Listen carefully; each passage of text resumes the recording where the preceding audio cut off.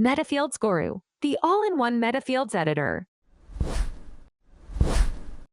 Learn how to set up admin area product filters using Metafields.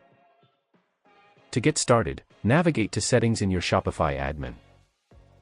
Custom Data. Products. Add definition. Next, specify the name. Namespace and key combination will be automatically generated, but you can change it if needed. Select a supported metafield type such as, for instance, the single-line text. Currently, filters support the following metafield types: single-line text, including list; product, collection, page, or meta-object reference, including list; true or false; ID. Optionally, you can configure additional settings like limit to preset choices, and specify a few options. After that, enable the Filtering for Products option. Save the changes.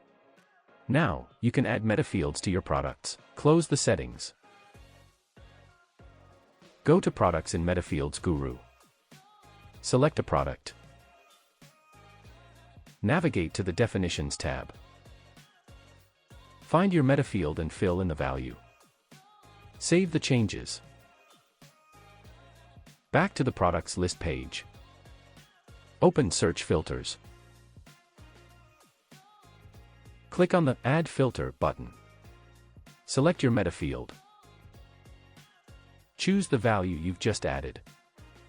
The app will show you the products that match the filter. That's it. Now you can easily filter products using metafields. Metafield-based filters are also available in the CSV export, Excel-like, and bulk editors. Your business evolves. So does your Go to Metafields tool.